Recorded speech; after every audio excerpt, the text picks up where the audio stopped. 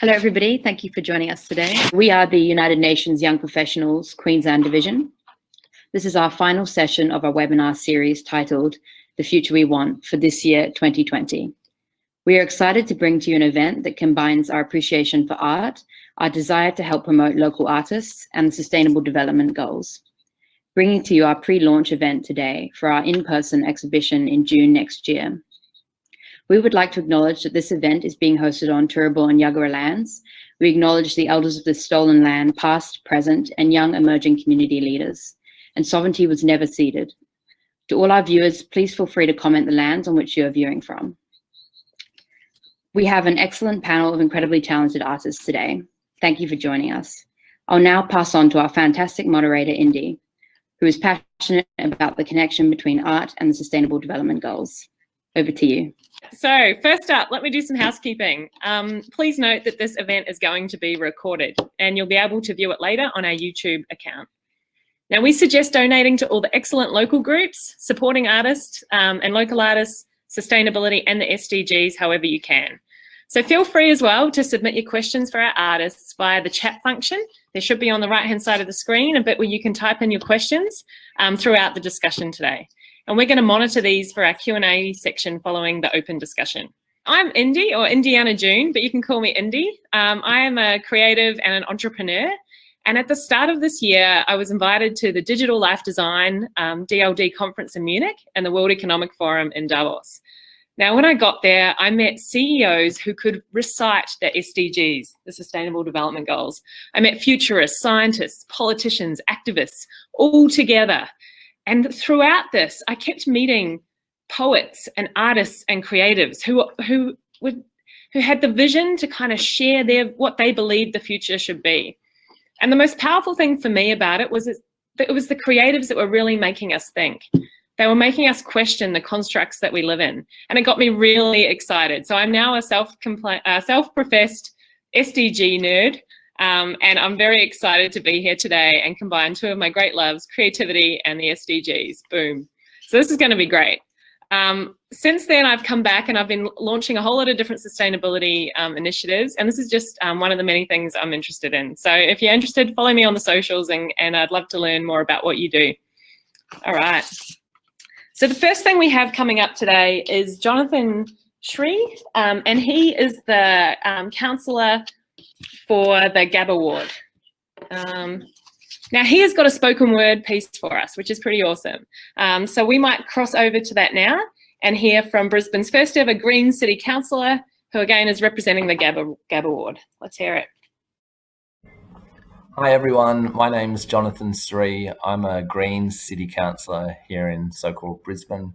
It's a real joy to be able to participate in this project and share some ideas and poems with you. I want to acknowledge that I'm coming at you from the lands of the Yagara and Turrbal people and pay respects to the elders and custodians of this place, acknowledging that First Nation sovereignty was never ceded and that the struggle against racism and colonisation needs to be at the forefront of all our political advocacy, and that when we're thinking about just futures and a better world, we need to be guided by and led by the First Nations peoples of this continent who have so much wisdom and so much to teach us on these ideas. So I'm going to share 3 pieces with you today, exploring these themes of what kind of future are we looking at and what kind of future do we want instead, and hopefully they connect with you in some way. This first piece is a couple years old now, and just sort of wrote it in response to some of the rhetoric I was seeing around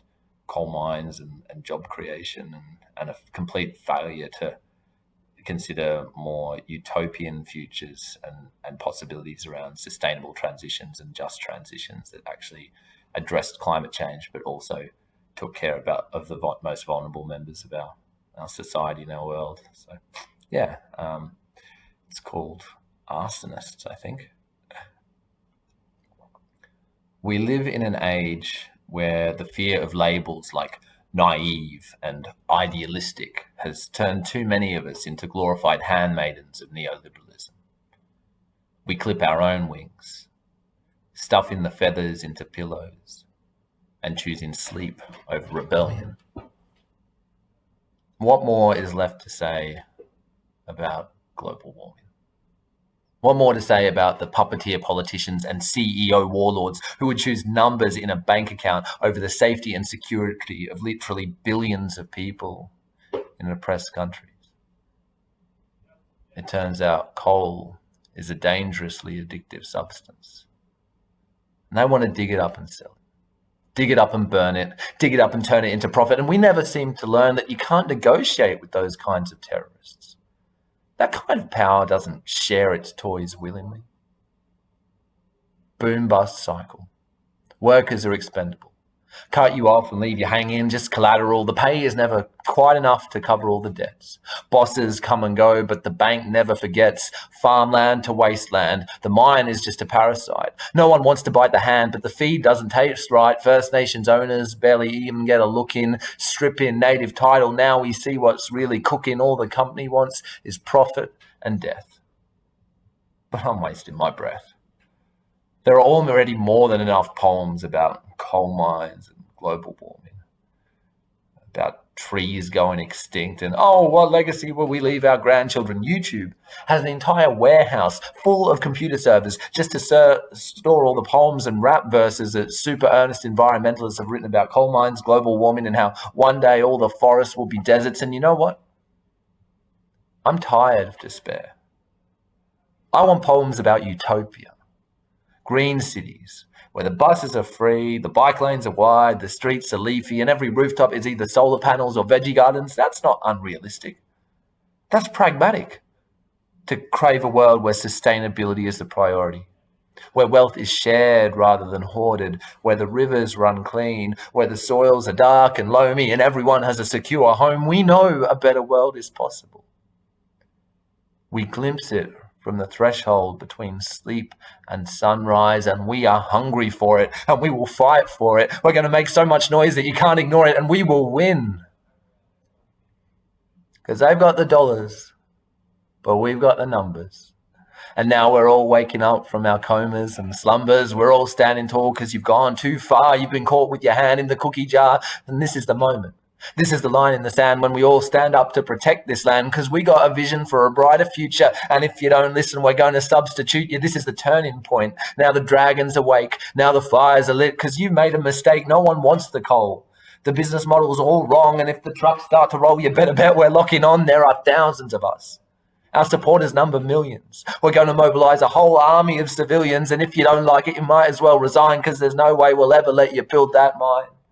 There's no way we'll ever let you build that mine. There's no way we'll ever let you build those mines. This is only the beginning. Cool. So that's the first piece. And the second piece was written just about a year ago now, when the summer bushfires were really starting to pick up, and we were all turning on our TV screens, and it really did feel like we were entering some kind of apocalypse. But then at the same time, remembering that capitalism and neoliberalism and colonialism, these are ongoing apocalypses and crises, and actually these structural injustices and ecological collapse have been occurring for a long time now, and now more people are waking up and asking questions about it. But these are not new problems. They're things that have been with us for a while, and they demand a pretty fundamental re-examination of our entire social structure, of our political systems, of our way of life. These are not issues that can be addressed simply by making minor tweaks and incremental reforms. We need fundamental structural change to deal with this stuff. Hope you enjoy this piece. We skipped spring this year. No more time for natural cycles, new beginnings, sprouting seedlings. We jumped straight into the middle of summer. The forests burned worse than napalm bombs, and the choking smog haunted our cities. Like the ghosts of all those roasted animals and trees travelled all the way into our CBDs seeking revenge, infiltrating the windpipes and irritating the eyeballs of the arsonists who masquerade as bankers and mining CEOs, whispering, "You did this to us." We clear kindling from roof gutters, wipe soot from windows, watch the creeping haze obscure the high rises. weather forecast are headline news now. My social calendar is all bushfire fundraisers and climate change protests. What rating of face mask do I need to protect my lungs from vengeful airborne fragments of a forgotten forest? School kids going out on strike, rest of us too afraid to join them, programmed to vent on social media daily as long as we aren't late for work. You know who I'd like to see go on strike? The workers who repair air conditioners for mansions and penthouses. Let's see PM Smoko's thoughts and prayers once his aircon takes a Hawaiian holiday. How many towns ran out of water last year? How many firefighters lost their lives this year? How many Timorese ran out of food last year? How many Indonesians flooded out this year? And now us naive machine cogs finally pulling our heads out of our phones, outrage is boiling over, asking, why aren't these powerful people doing something? Don't they realize how serious this is? You still don't get it.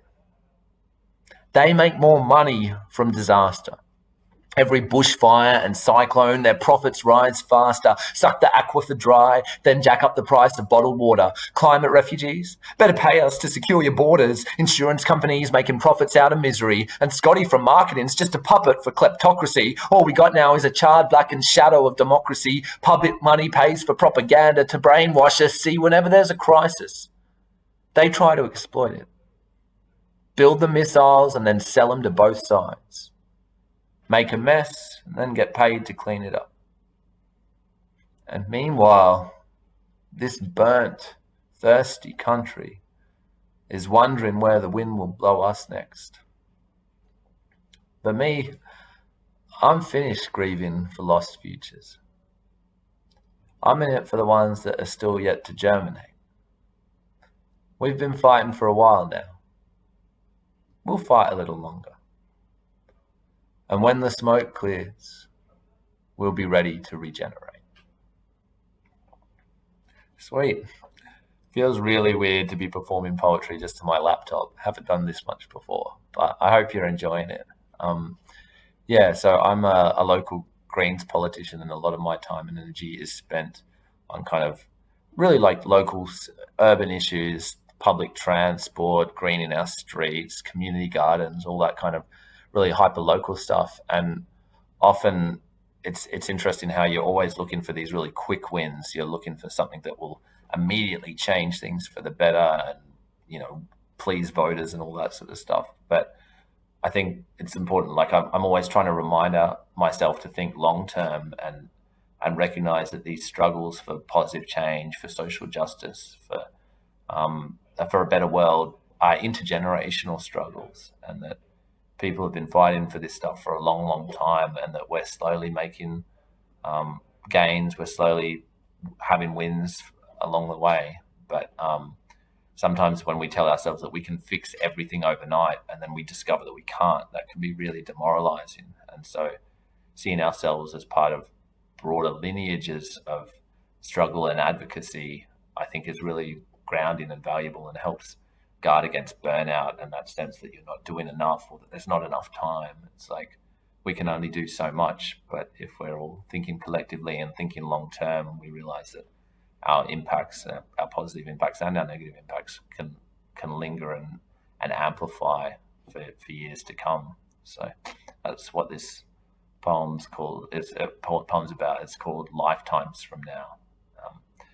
So this might get me like my last piece, but thanks for listening. And I hope everyone's enjoying the rest of this little time together, and it'd be cool to see what everyone else is sharing. Thanks.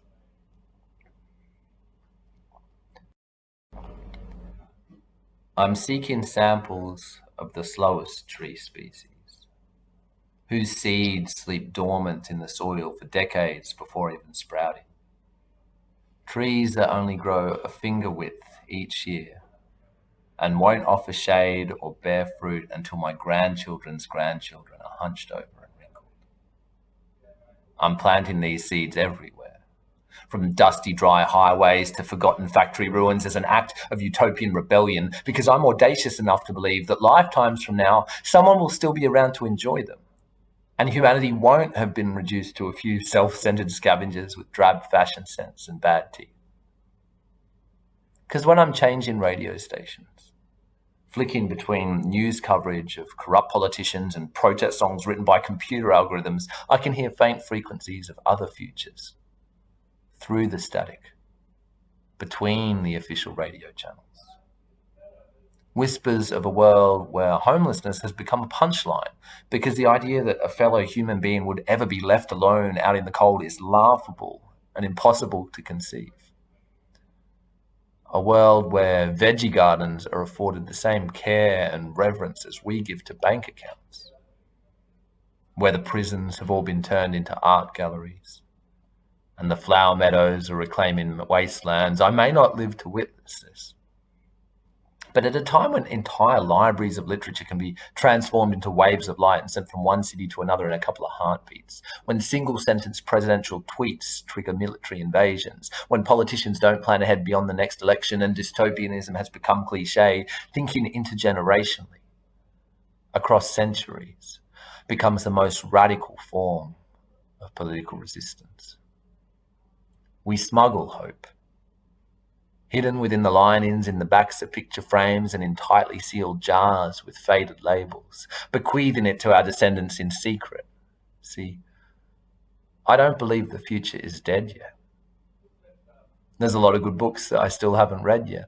A lot of great songs that haven't even been played, a lot of beautiful friendships that are yet to be made. And yeah, the climate's way unbalanced and that keeps me up at night. And the superbug reports sometimes give me a fright. Robots to enslave us and no one else to save us. Entire ecosystems collapsing overnight, but there are movements of resistance, hijacking the machine, turning whole cities green, polluted rivers clean, people rising up, building ladders out of prison bars, throw away the old map, clear the smog, see the stars. We are going to get through this. The sun will have to rise again eventually. So I'm writing love letters to the distant future. I'm planting these slow-growing seeds where they won't get washed away. And even though I know I won't get to see it for myself, there'll be a forest one day. Thanks, everyone. Enjoy the rest of your day. Hello. Hello. Can everyone hear me? Yes. Fantastic. Wasn't that amazing? Gosh. Yeah, I thought it was incredible. I loved how Jonathan was talking about love letters to the future. It felt very appropriate with what we're discussing tonight, with the future we want. So tonight's panel discussion is around the value of creative expression and the mobilizing power of art. And we have some incredible panelists here to join us. I'm going to let them all introduce themselves one by one. And so what we'd love to do is start out, maybe Vinti, if you would like to start, could you explain to the audience what you do and how you have an impact on others? Sure. Thank you, Indy. So hello, everyone. I am Vinti. Hello. I'm an abstract artist. Hello, Nadia. I work on canvases with acrylic paints. And also nowadays I'm creating artworks digitally. I enjoy the thrill of creating visuals that have never been seen before. My impact on the community are the vibrant, bold pieces I create. On a subliminal level, my art pieces inspire people to be unique and see joy and pride in standing out in a crowd. With the cookie cutter approach our education system has taken, this is a vital message from me, especially to the youth. Another impact I'm aiming to create is to raise money through my art by collaborating with a brand to use my art pieces as prints for their merchandise, and I would like to donate 100% of my share to a social cause in Australia. I'm yet to collaborate, and so I'm very open to offers. Excellent. Thank you, Vinti. Nadia, would you like to kick it off next? Hello. Yes. Hi, everyone. I'm Nadia. I am an artist and architect. I mainly do oil paint, also some digital art as well, but mainly oil painting. I just started this year, so it's just the beginning of my practice at this point. I primarily focus on paintings that are more figurative, in contrast with Vinci, is a little bit more about actually seeing the objects. But I like to play with them so that it's not 100% realistic, but it moves more towards the surrealistic side of them and creates stories that talk and discuss about things that might be going wrong in our planet, or issues that can be raised and that we can make better, and also display utopic visions that we can in the future maybe make it happen. Yeah, they're beautiful works, Nadia. Thank you. And Erica, would you like to tell us a little bit about what you do and also the impact that that has on other people? Thanks, everyone. So my name's Erica. I'm here for our country in Brisbane. I'm a freelance writer and artist, and recently got admitted as a lawyer as well. And what I'm doing now within the space is, as I'm helping and helped co-found this card project. Through that, is getting different participants in the community from around the world to be a part of a project, and through that we're connecting people together and creating conversations around peace as shared connections, and finding the different commonalities that we can find from different people that live in different countries around the world, and just different things. And my artwork, a mixture of stuff and art piece, arts and techniques, and really I create one from different backgrounds like Nadia, and could all their art be included into a community art project. Excellent. So we've got Vinci more in the abstract space, looking to kind of use her patterns and partner with brands. We've got Nadia, who is more figurative and is really getting people as individuals to question things and present a different utopic future. And then Erica is creating a platform for everyone to actually send those love letters. Sending a letter to peace is pretty amazing, and getting all different artists to join in. So that's pretty cool. I guess this one's a bit tricky. I guess we want to dive into not just the good stuff, but what is the most challenging aspect about your work or your studies, and how do you overcome this? Who wants to go have a go at that one? I'll go first. So the most challenging aspect of my work as an artist is that we rely so heavily on our audience for approval. Whether our series of work gets accepted or rejected has a significant effect on our confidence, as we are constantly looking outward for validation and acceptance. And how I overcame it is by shifting my energy from trying to make everyone love my art to beginning to see growth and self-fulfillment in the process of creating art. Oh, wow. Yeah. I feel like that would be something a lot of creatives would be familiar with, looking for that validation. That's fantastic. Nadia, what's been your biggest challenge? I think something I found challenging, also the fact that I'm just starting, right? I've noticed that it's not that easy to market yourself, and like I've noticed that even though social media platforms, they're meant to touch in like lots of people around the world, there are these kind of walls that don't allow you to actually reach everyone. There's always like, they always have just this, I don't know what it is. It's like it just lets you reach certain amounts of people, like say 100 or someone who's closer to your circle. But if you wanna like get in touch farther, then you have to pay for extra stuff. But like I just find that it's quite limiting, because it's apparently seems like very connecting, but in the end it's not really. It's kind of, it encloses you in a certain group of people, but it doesn't reach the whole audience that you will reach. So probably that's something that has been in the back of my head lately. Yeah, I bet. And for you, how do you overcome it, or how have you seen other artists overcome that challenge? Well, I try to actually reach by by myself, like not just by letting the algorithm do it, but I actually go to certain people and get in touch with them and follow them and start a conversation with them. So it's something that I would have to do manually instead of just allowing it happen as I would hope in an automatic way. Yeah, but authentic though. I mean, I think it really it resonates with people when you can just reach out directly and start an actual conversation. Yeah, that's great. And Erica, what about you? What are the challenges that you've faced and how have you overcome them?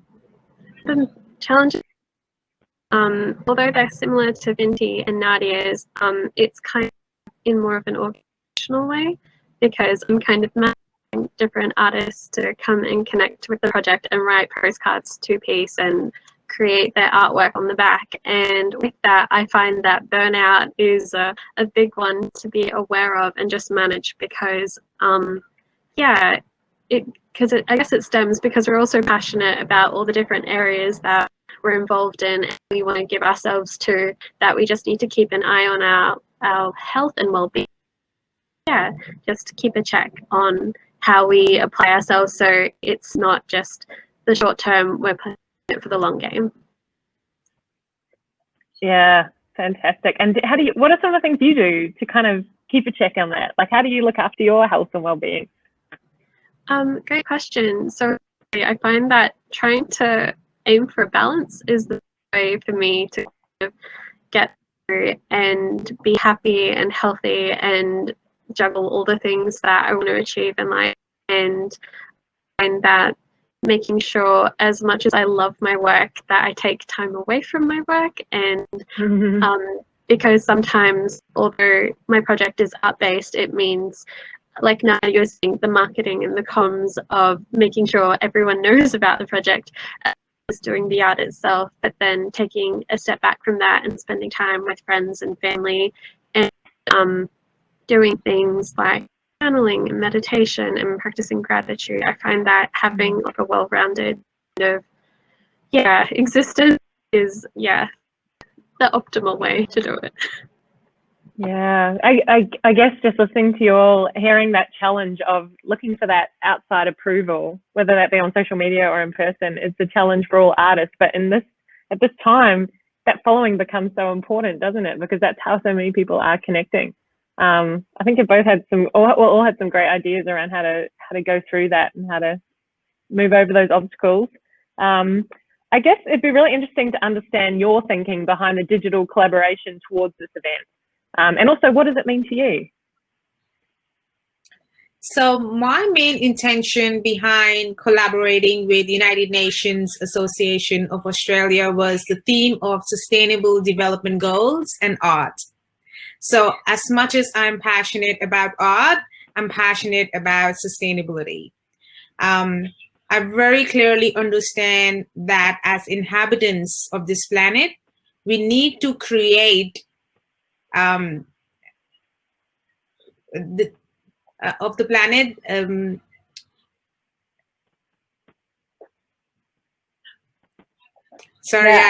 No, that's fine. It's fine. I think we've got a lot of responsibility as the inhabitants of this planet, and I think it's creativity that is needed to get us out of some of these problems. Artists often have that really special way of being able to twist it around. I guess for you, being involved in a sustainable process and being able to connect your art, what does that mean to you? So I got my train of thought. So I feel that I clearly understand the urgency that as inhabitants of the planet, we need to protect the way we are using our natural resources and the way we are exploiting this planet. We need to protect it. Otherwise, we will be in trouble. And in fact, we are beginning to see the repercussions already. I think there needs to be a mainstream awareness around the issues that we on a planetary level are facing. And that's why I wanted to lend my voice to an event like this, because you are doing that. Just that. You're creating awareness around this issue, involving more and more youth to become aware of it. That's beautiful. Thank you, Vinti. Well, we're so grateful to have you as part of this project. And obviously, this is just the beginning. This is the digital pre-launch. The big event will be happening next year, and we'll have even more artists adding their voices. So maybe together we can really lift the roof on this. Nadia, Yeah. Yes. Tell us, what got you excited about this, and what does it mean to you? Yeah. So, well, to start with, it's been a long while. I guess since being a kid, I've been always very passionate about nature, about our planet, and about finding the ways to take care of it. And lately, like actually, when this year that I started just doing my art mainly, I really wanted to find a way to get in touch with something that would allow me to do something a little bit more impactful than just painting anything, just for the sake of my passion. And then, well, this just happened. Like, she just got in touch with me about this project, and I'm like, how perfect is this? It's like everything is aligning at the right time. Like, it's just kind of meant to be. And so it is really meaningful for me to be able to join to such a passionate event that will reach out to more people. As I was saying to you, that was the challenge. Like, I was finding how to reach out more. And I think through events like this is the way how you can start connecting with more people, because everyone has more friends, and you can like say, oh, there's this event happening, we're going to talk about these issues. And for example, I never knew before about the SDG goals before, but now I do, right? And like, I was like, okay, there's someone who's already working towards these things that I was concerned by myself, right? So Yeah. I was like, this is amazing. And I can like show this to my friends and make them aware of that there's people working towards this, and that we all can give a little part of this to help and make things better in all of the aspects that are displayed on these goals. So yes, for me, that's really amazing to be part of this. Again, we're really great. It's so great to have you here, Nadia. Yes, yeah, it's quite powerful when you're thinking these thoughts and you get to connect with other people who share those thoughts, and it just all starts to happen, isn't it? It's like a bushfire. Yes, right kind of bushfire. Just like that, but in the positive direction. So, Erica, what about you? Like, when you heard about this project, what got you? What did it mean to you? For a bit of background, I used to be a part of the UNYP community. So I learnt about it in its inception, with Sarah and Ashara, and now with Olivia on the team as well. So I kind of got a front row seat seeing it being born, and seeing all the amazing thoughts the team has had about the project. And I loved that they reached out and wanted to include the Peace Card Project to be a part of the community collaboration, because before. But the idea of the project, the current initiative, is that people are writing postcards to peace.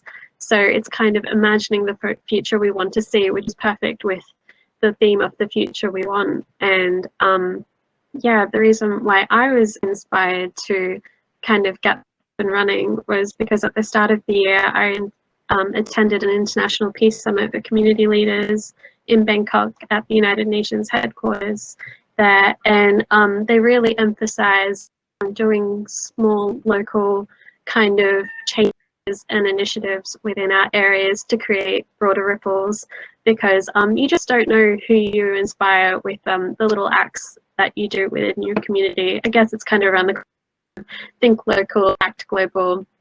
And because I've been really passionate about the SDGs and human rights for so long, it was led me to do a law degree, and I've been passionate about art since I was a kid, and my kind of love for that was reignited last year when I was doing some workshops with the State Library. I wanted to kind of combine the two, which is why the Peace Card Project is about exploring humanitarian principles through a creative lens, because I think when you add the creativity into that, it kind of brings a kind of new aspect to the equation, and it kind of gives people an opportunity to look at it in a different way.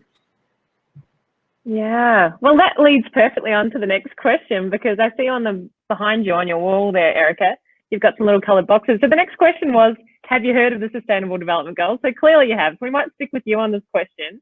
So the question here is around what localized action are you taking towards any one of them? So how do you feel like the peace card, I'm guessing the peace card project sort of, does it target anyone in particular, or? I also have a little one here as well. But oh yeah, everywhere.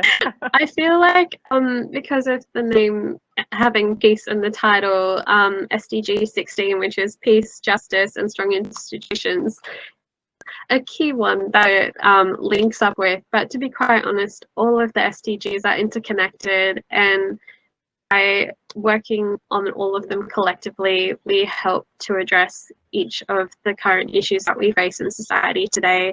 And yeah, I don't think it's we're able to achieve one without addressing all of the other in turn, because yeah, as a society, we're just so interlinked and interconnected, and that's what Red Postcards is about. I feel it's kind of like everyone being in connection with each other. And that's why the end result of current initiative is to put on community exhibitions, both locally and internationally, because it would be no fun if no one else got to see them and if it was just me. So yeah.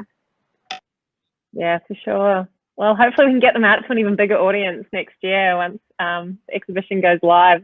Vinci, what about you?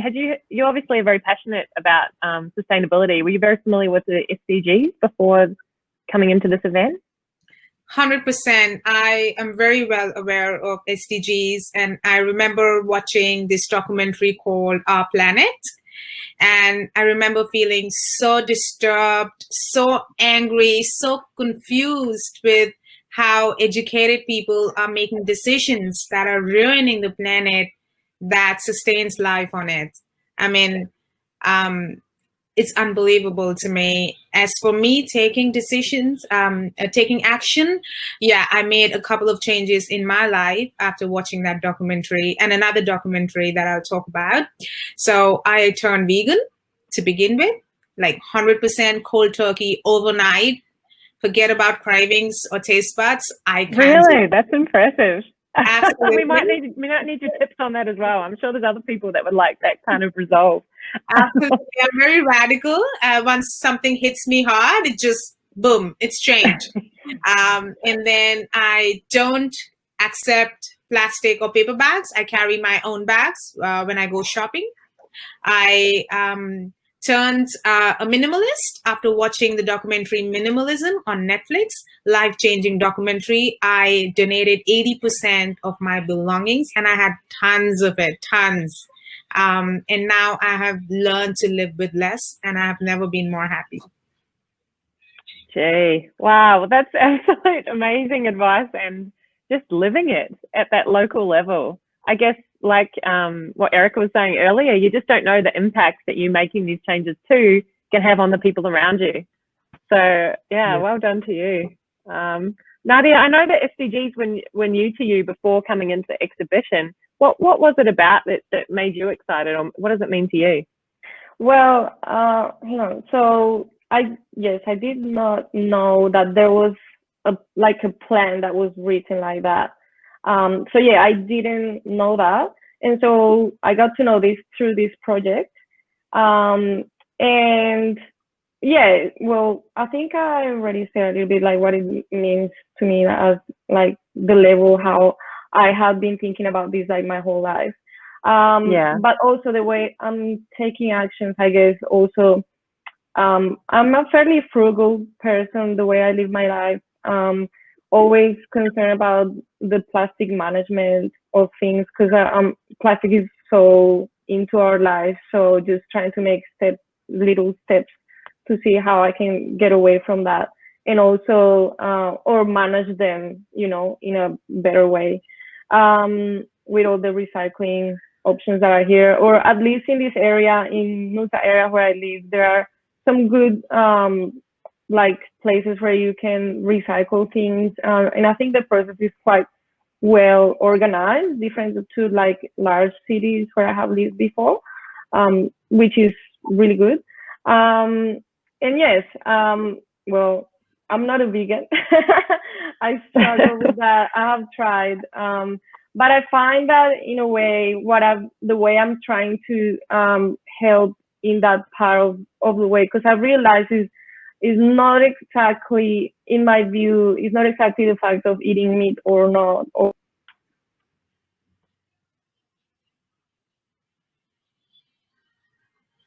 Oh, we might have a little pause there. Is everyone else still sticking with us? All right, we might just keep going until Nadia comes back in. So then the next question is sort of a double question. In your view, how can action towards humanitarian goals be recognised through art or creative expression? And how does the creative economy bring us together to solve the world's wicked problems? Vinti, did you want to have a go at that one? Absolutely. So art, in my opinion, is a common thread that binds people from all over the world. It is like a packaging to deliver values and beliefs to a wide audience. If you look at it, art is a very massive industry globally, as it comprises of visual art, poetry, literature, writing, theater, music, dance. Documentaries that change your life. Absolutely. So you can imagine the power of influence. You can imagine how much power it has to influence the youth. If we channelize the right beliefs and values via our expression as artists, I have full faith in its power to achieve humanitarian goals. Wow, we need you as our politicians, I think, Vinti. It's moving.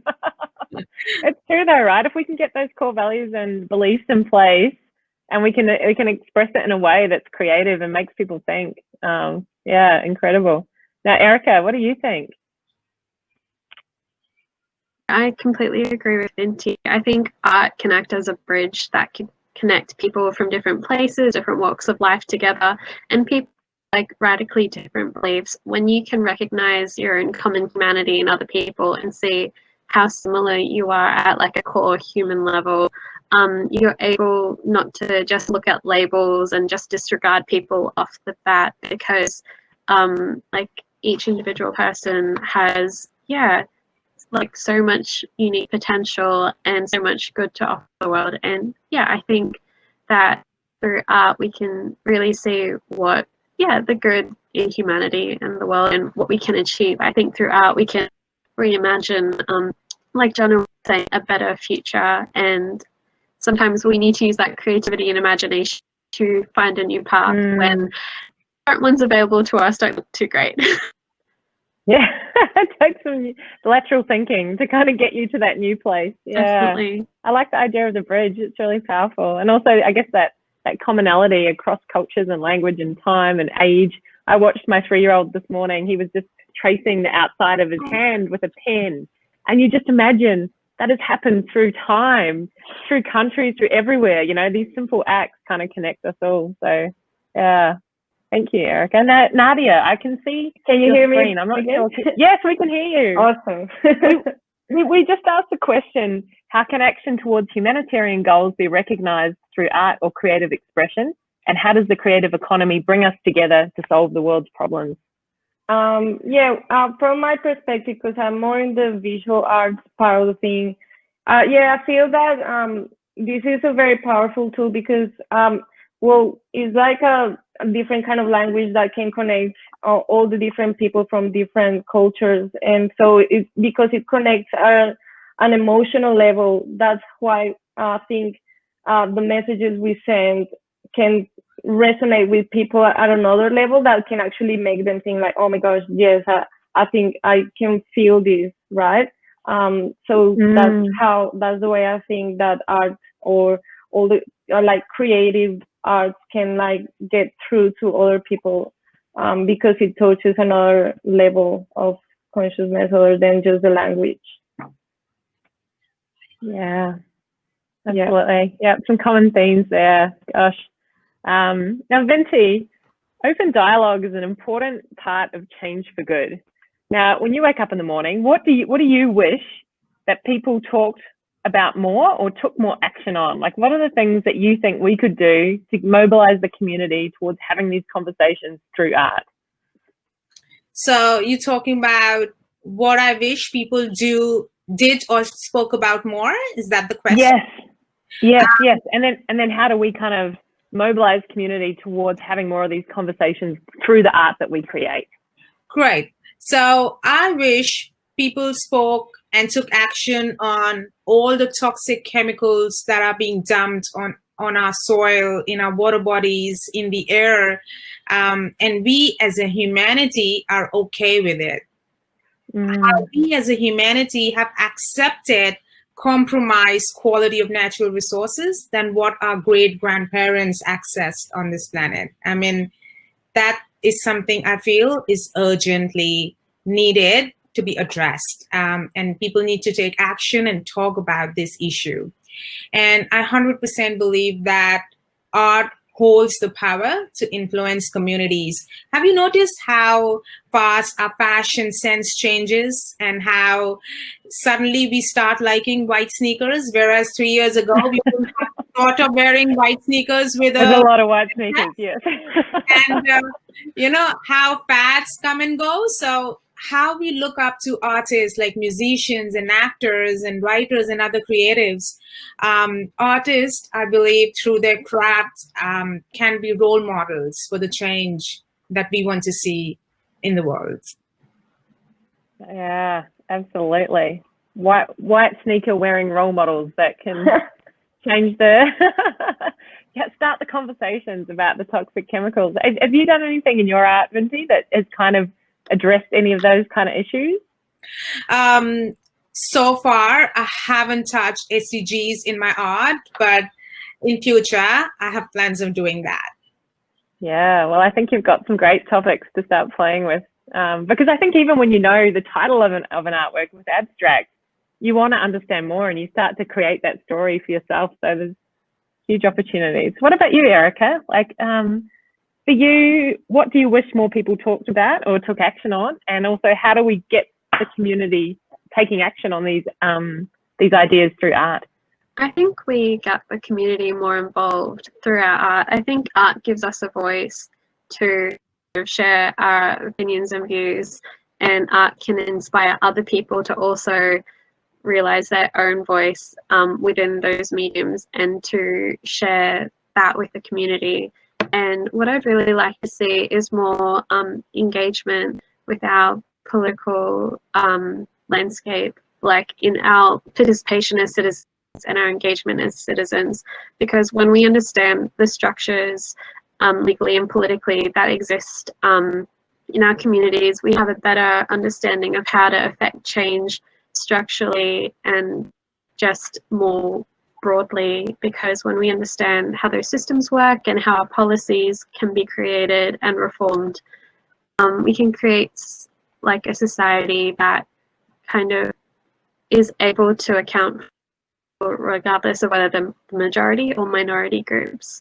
Because like to Vinti's point about documentaries that have the power to create change and inspire people, there was a documentary that got shown on the ABC, but it was made last year, called In My Blood It Runs, and it was through that and the mediation around that I found out about the Raise the Age campaign, and that's like one of the topics that I'm really passionate about, because from that piece of art I learnt about a policy change that needs to be affected in Australia about raising the age of criminality, and 10-year-olds shouldn't be worried about essentially being put in jail. And that's something that piece of art was able to kind of convey on a national scale and try to bring about justice, I guess.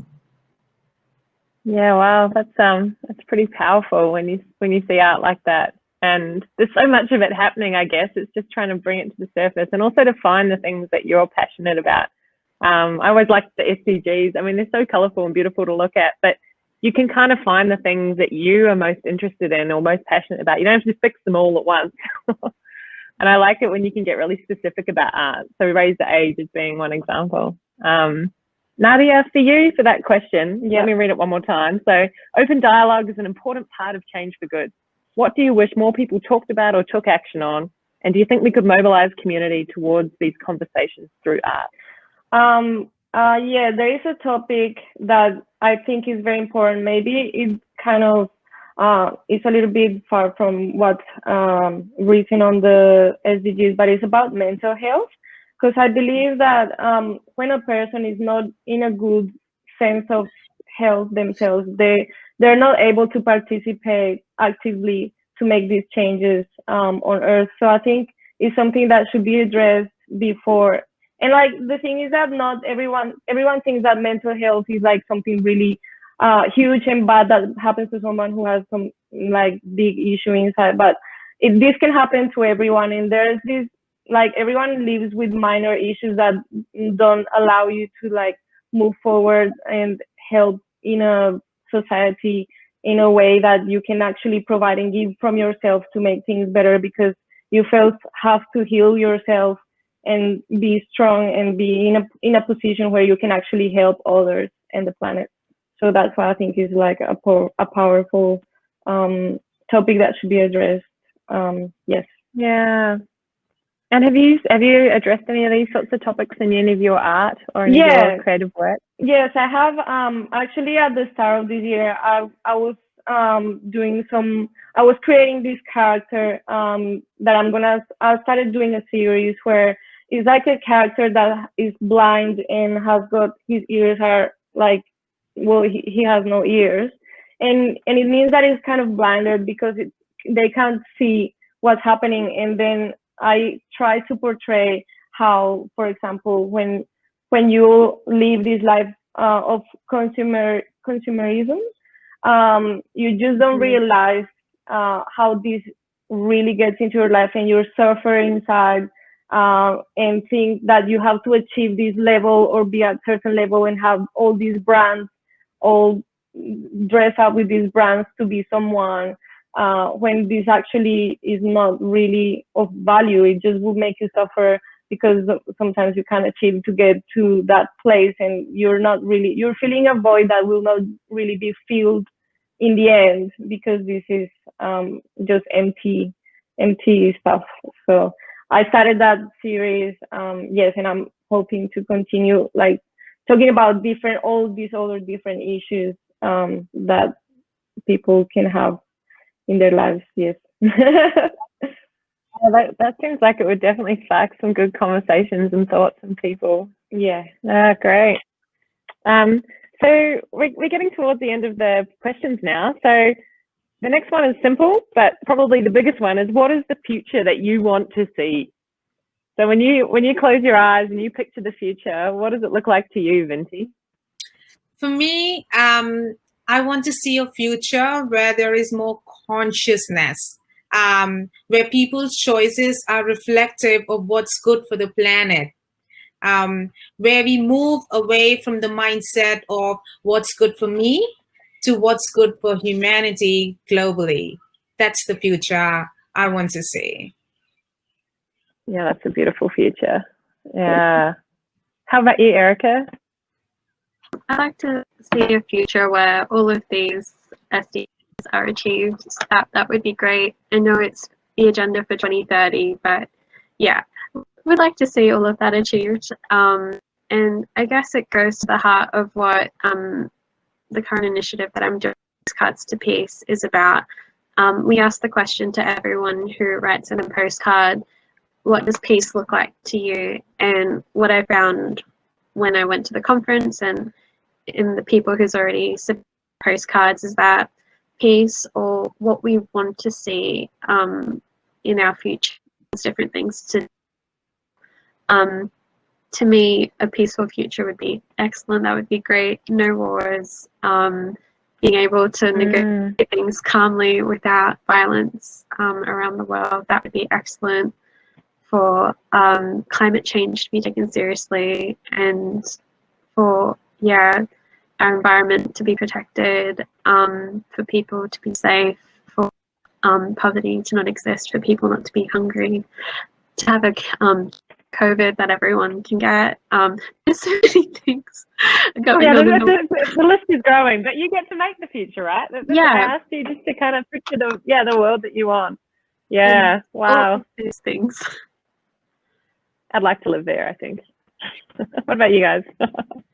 I think we're going to need Vinti and your world to collide, because without those conscious decisions, we're not going to achieve it. You know, we have to get serious and not have our head in the sand around all the issues that are happening. Nadia, what's the future that you want to see? I 100% resonate with Vinti's answer. Is just spot on, because that's exactly what I believe. I think for me, a desirable future is where there is a more like our consciousness, like the communal consciousness rises at a higher level, and more people can be active, participating into making all these beautiful goals happen. So yes, 100%. That's my vision. Excellent. And now we've got one more question, which is, what makes you hopeful for the future? What do you see, Vinti? What makes me hopeful is the widespread awareness about sustainability and social impact that I can see surfacing around me. Events like this one happening more and more. The birth of social enterprises in Australia and also around the world. That definitely is a very positive sign. Also, the other thing is the growth in the number of consumers who are willing to pay more for products sourced and produced sustainably. I think that's a very positive change, and seeing this makes me hopeful for the future. Yeah, they're good signs, aren't they? It does feel like, I mean, we've had so many things happen this year or in the recent times with different movements that have really picked up steam, with Me Too and Black Lives Matter and different things that, you know, really have just kind of come into the consciousness and become like a snowball. So yeah, good signals to be hopeful. What about you, Erica? What are you hopeful for? What makes you hopeful? Definitely, Vinti said that more like it being more corporate kind of necessary for products and processes to be sustainable and ethical and cruelty-free has been a wonderful change in the mainstream. And what keeps me hopeful is seeing work of other people in this space. I've been inspired by other projects as well as other activists and people doing community events just locally as well as internationally. Art inspires me. The activism of youth that I've seen around the world is inspiring. They make me hopeful that that coming generations will be even more engaged and present and conscious to do what needs to be done to ensure that we all have a future generations to come. Yeah, I know when I was at the World Economic Forum, I got in a conversation with this a very senior politician, and the reason he had got interested in sustainability was because he couldn't answer the questions that his child at the dinner table was asking him, and he was like, I need to have better answers to this. I need to be more, I need to be actually making the change. So yeah. Okay, so Nadia, what makes you hopeful?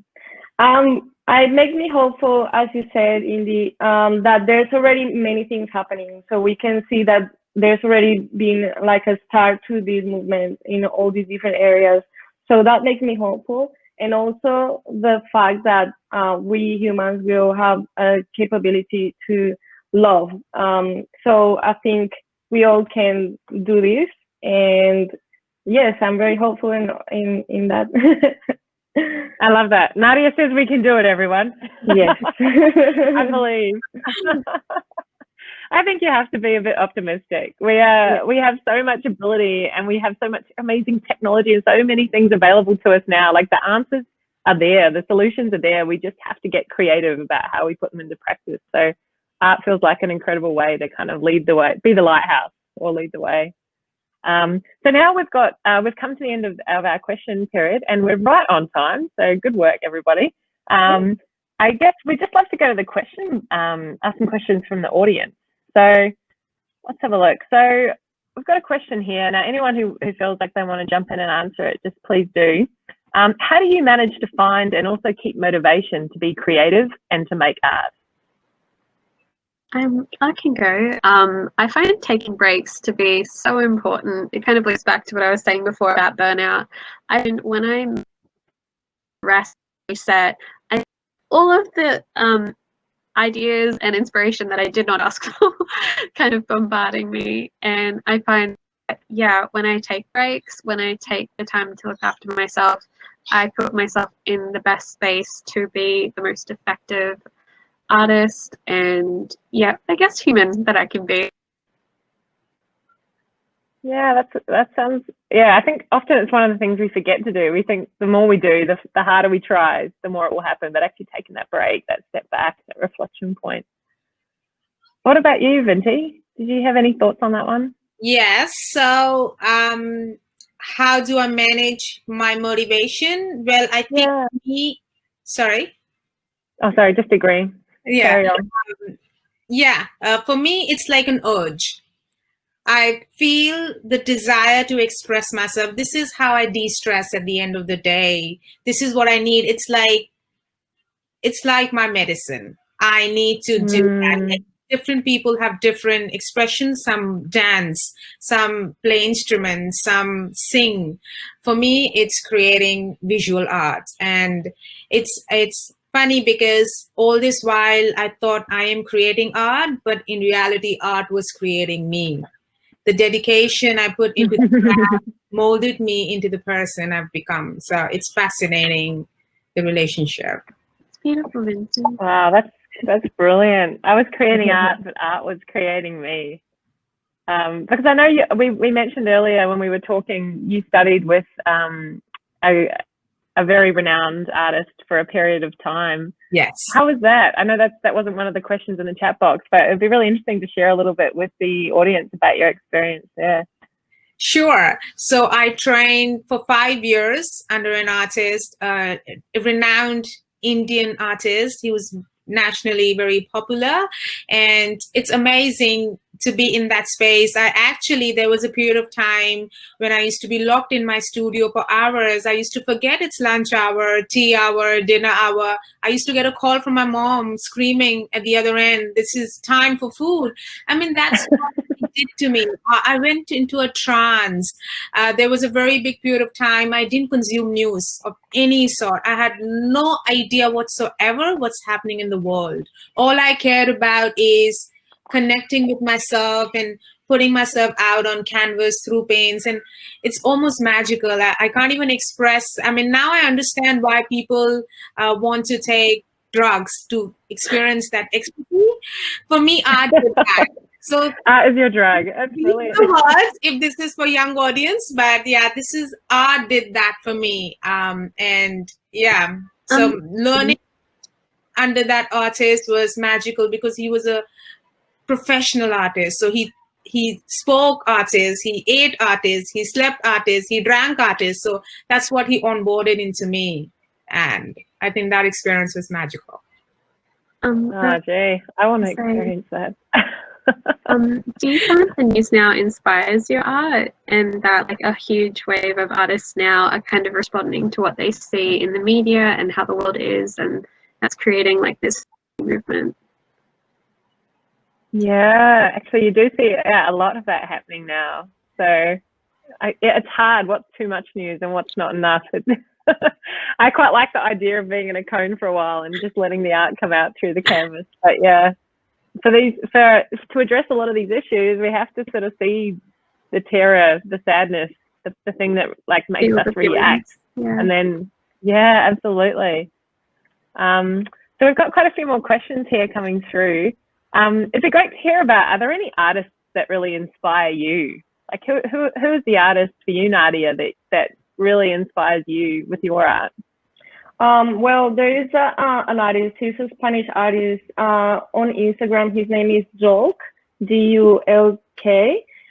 He is a complete activist for the wildlife, and he creates these beautiful like collages of different animals, but it's not like a collage. He just paints them in a way that they seem like an object altogether. It's really amazing, and it's to raise awareness on the endangered species, and he makes them with some topics on how people are killing these animals. But like, you probably should have a look at what he's doing, because probably I couldn't tell quite the way it looks, but yes, this is an artist that really, really inspires me deeply to do this. Yes. Oh, excellent. Well, someone's just put a link to their artwork. So if you want to go and check it out, yeah, click through that. Thank you, Ishara. Erica, who inspires you in the art world? There's so many, and like I'm working on a lot, but two that I can remember. I love the work of Tony Albert. He says, and sometimes it seems so simple, but the more you analyze it, the more you see the layers of what he's saying.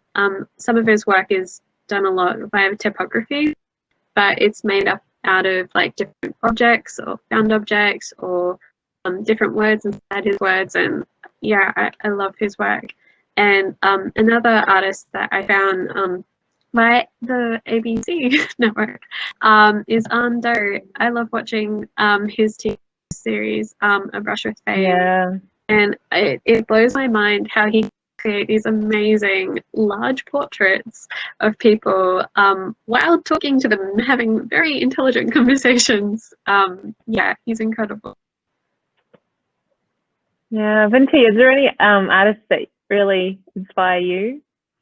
Several, but to name one very popular one, he's a sculptor by the name Anish Kapoor. He's a London-based sculptor. His views and his perceptions and his beliefs are so different. It was fascinating for me how a person can think of something, conceptualize it very differently, put it out into the world, and let the people make sense of it through their own beliefs and experiences. It's fascinating. I mean, that artist actually inspired me to get into art initially. Oh, excellent. I know that I've been listening to lots of different music lately. There's a podcast called Outrage and Optimism. It's more focused on climate change and climate action. But at the end of each episode, they always feature another musical artist. And it's brilliant because I've been introduced to probably 15 or 20 different artists that are quite passionate about sustainability. And then now I've got a whole playlist of artists. So that's another one to check out. Okay, so Laura asks, how did you decide to become an artist? Anyone got a story they'd like to share? Yeah, I can say, well, since I was a kid, this is something I had inside of me. But when I was going to go to uni, I thought I should do something more professional, so I became an architect. But being an artist was always in the back of my head because it kind of was just in there already. And then just like 3 years ago, I finally went like, well, I think I just need to be an artist because that's what I am. So it's always been there. Yeah. So for me, sorry, Erica, you go. Actually, I want to hear your answers, so please continue. So should I go first? Yeah, go Vinti. Okay. So for me also, like Nadia said, it was a childhood urge. It's ironical because all my notebooks, the last pages, used to be full of doodles, like massive, obsessive type of doodles. and it wasn't good for me because I studied in a convent. So they were very strict about keeping books very clean. And every time they used to see that, I used to be in trouble.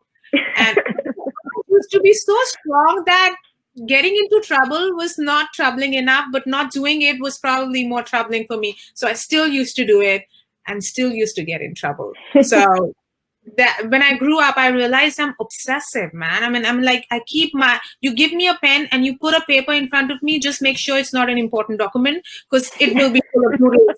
So when I grew up my parents didn't allow me to study art because in their perception, art was not a career option. You know how certain parents have those beliefs, and so they forced me to get a traditional education, like a degree and stuff. So I did it, and then I thought, okay, great, I have it. Now I can do what I always wanted to do. And so I went and spoke to this artist, and he took me under his wing, and that's when finally I got into art. Wow. So I'm guessing we should never lend you a library book. if we want to return it. Wow. So the urge has been there, yeah, from very young, obviously. We had a question here from, I think it was Joel. He was asking, what can people do to support art-based activism, particularly if they're not gifted artists themselves? So how can they support art activism? I would say buy work from your local artists, turn up to their exhibitions, promote their work on social media and tag them so people can find their accounts. What else is a good way? Yeah, support the arts, like art programs, and yeah, I guess the best way, if your time, your attention, your money, essentially. Yeah. Absolutely. You nailed it. Yeah. You nailed it, Erica. Yeah. I would also like to add one more thing. Don't bargain with artists. A lot of people feel that they can bargain and get the prices down because the piece is not that expensive. It does not look that expensive, but it's important to understand that it takes an artist years and years and years to master their craft. It may have an artist just a few days to create that one, but there have been years and years of hard work that has already been put into mastering that craft. And somewhere, if they are asking you to compensate for that piece of work by a certain amount, I think they are sort of justified in doing that. So that's the best really good support. Sorry. Really good advice, I think, because it can be, people can get in the mindset that it's a consumable good, that they are just paying for the time that it takes to create it, not for the inspiration and the training and the craft and all of those things. So, Absolutely. yeah, okay. Maybe pay extra. Would that be better advice? Yeah. If anything, go up, bargain up. All right, so now we'll get into COVID-19. Obviously, it's had a massive impact on so many different sectors, but particularly for the art sector. How has it impacted, do you think, the industry and also your work? I think, yeah, go for it. I was just going to say COVID-19 has had a massive impact on the arts industry just within live entertainment. If you look at that sector, cinemas have had to close, theatres, live music venues. It's impacted so many artists significantly. And I know we've had digital substitutions of a lot of those kind of performances. It can be a little scary and daunting for people in those fields, because you see big corporations now saying that instead of doing cinematic release of a lot of the big blockbusters, they're going straight to streaming services, which has a huge impact on how artists get paid, and everyone a part of that workflow is affected by that. So COVID-19 has had a big effect, but it's also allowed a lot of people to maybe transition their art from being just locally based to being online, and allowing larger audiences to see their work as well. So there's a lot of downsides, but a few upsides as well. Yeah, for your practice in particular, has it made much of an impact? So my at the moment is growing and developing, I'll say, in that I just it was meant some of the online advertising. I recently got admitted as a lawyer, so a chunk of this year has been dedicated to finishing off that paperwork, kind of. I did the whole traditional degree. I did a Bachelor of Laws honours degree and a Bachelor of Arts with a double arts major in Literature and Creative Writing and History and Cultural Heritage. So did the uni stuff, but ever since I was a child, I had my art exhibited in local galleries and was doing masterclasses. And so yeah, my work is largely in line drawing and pastels. And yeah, I found that doing a lot of online kind of promotion of my work these days. Yeah, it's quite incredible to watch the way we've all gone online and digital, whether we like it or not. You know, I think it's definitely sped it up by years for a lot of different industries. Yeah, what about for you, Vinti? I know you had some thoughts on how COVID-19's impacted. So anytime anything happens in the world that leads to people losing jobs or any financial distress or discomfort or anxiety about financial future, it affects the art industry negatively. Because if you look at it, art is a luxury. It is not essential. It is not a necessity that you have to consume to survive. Groceries and food, and those are the kind of things which are bare necessities that you have to consume to survive. So art purchases will always take a backseat because people will go into the saving mode for future. And so anytime something like this happens, the art industry takes a hit and artists take the hit. For me personally, right now I'm not exhibiting because I'm in Australia, but back home I was exhibiting in galleries. So definitely COVID has impacted us because galleries were shut or people were not visiting because of fear. People were not putting money into art, as I just explained. So definitely a big hit. Yeah, I've noticed a lot of artists getting quite creative with the ways that they are finding fundraising for their own welfare, but also for other issues that they care about. Have you noticed anything interesting that artists have been doing, or clever ways they've been getting their message out without being able to have the big galleries that normally they would? Well, it's effective. Sorry. I was going to say it's a effective project. We were meant to be doing workshops in schools with students one-on-one, and now we're transitioning to have virtual sessions instead by Zoom, and engaging with even more people that way.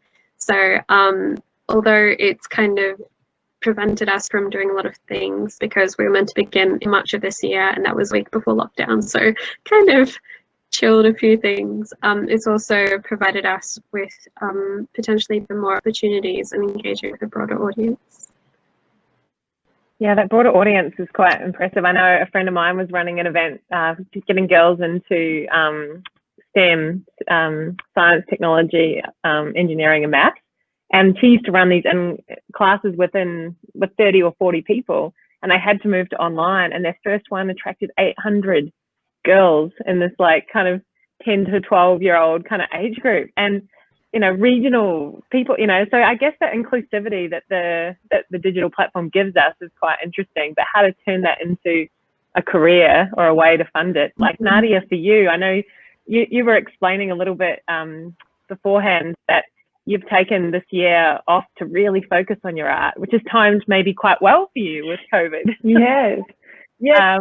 Could you describe a little bit about that? It's a bit strange because even though I've seen how the world is in distress, in like people from my family back home, everything, but like for some reason it really hasn't hit me in any level, because to start with, where I live here in Noosa, we haven't really felt the impact of COVID. So I live a pretty normal life. There's no masks. There's no really that much of a social distancing. I have the beach right there. So like I've been like sort of in like a holiday kind of mode living. And as I said before as well, because I managed to get into studying my art practice, I've been painting mainly. So I've been like, so if there was COVID or no COVID, I would have been doing the same thing. I would have been painting here, like enclosed in my studio. So yeah, I can't say much about that because I haven't really lived it really. Yeah. Excellent. Now, do you have any questions for each other? Is there anything while we're all online together you'd love to ask each other, or anything else you'd like to share? To answer your question, what creative ways are artists using to express themselves or earn, as for that matter, or to what was the question really? To propagate their art.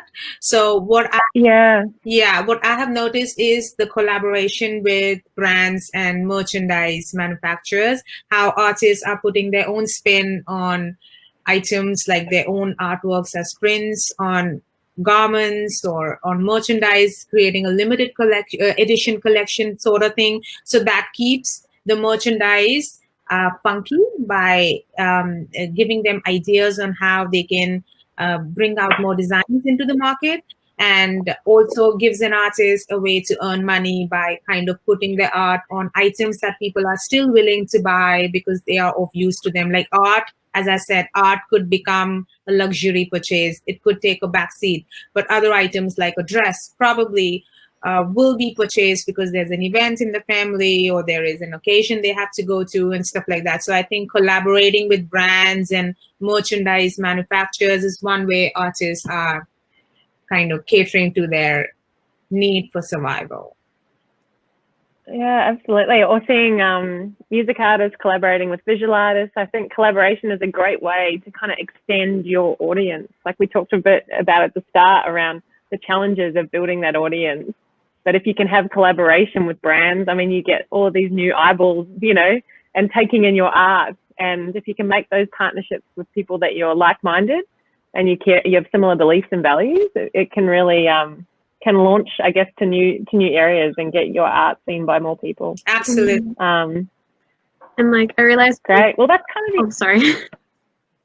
Sorry, Erica. No. I was going to say, I realized that we live in a very largely capitalistic society and that we value certain things to holding specific value. But I'd love it if our consciousness could shift within our community and societies. We see art being just as important as like the dress or the other kind of item that we buy, because it creates and helps us evolve and grow just as much as the other like aspects that we like are educated and we learn from. And I think we're slowly going and moving to a direction, so we might not have reached that level just yet. Yeah, absolutely. And often it's the products that with the best design that are the most sustainable and reusable. And yeah, I think if we can appreciate beauty, yeah, and be willing to pay for that kind of quality and the things that we're investing in for the longer term, not just the fast fashion or the funky new thing, whatever it might be, the white sneakers. So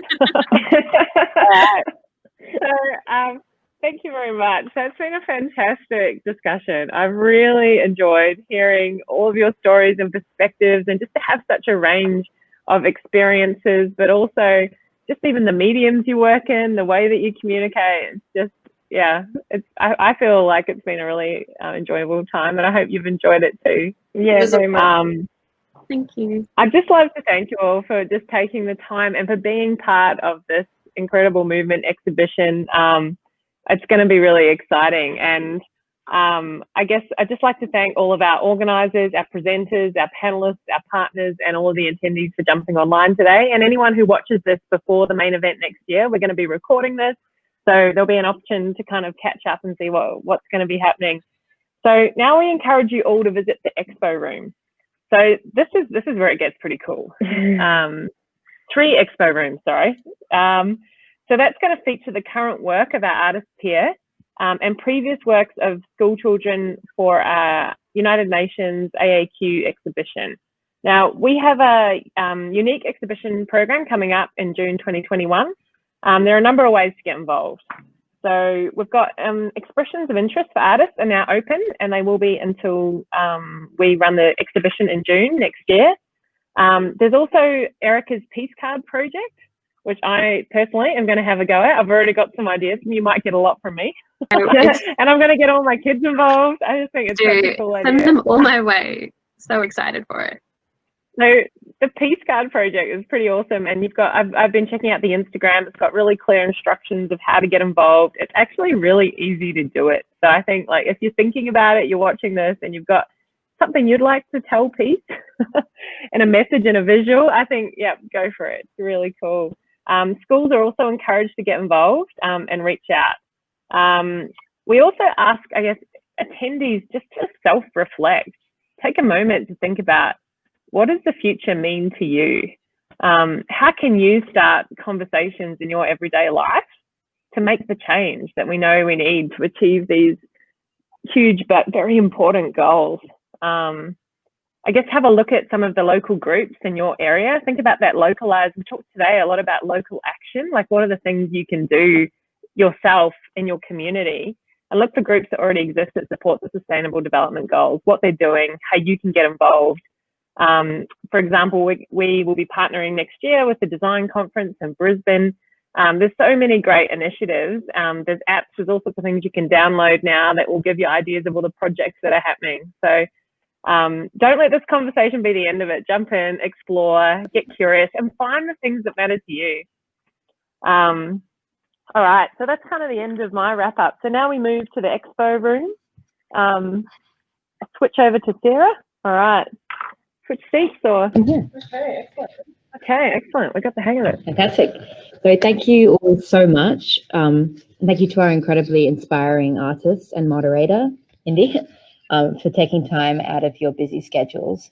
And to our attendees for listening to an important and engaging discussion on art and the Sustainable Development Goals and issues. It's great to hear about the ways in which we can get involved locally. We remind you that donations are encouraged to all the excellent local groups supporting local artists and those that are in connection with the Sustainable Development Goals, including the Design Conference, which we'll be partnering with in June next year. Make sure that you watch the space so that you can hear about it, all the updates to do with the event in June. Please follow our Facebook page, UNAA Queensland Young Professionals, for more exciting upcoming events early next year, and also the in-person art exhibition, potentially at the Powerhouse in June next year. We hope that you enjoyed the event. So thank you for joining us, and I hope you enjoy the rest of your evening. We hope to see you at the next event.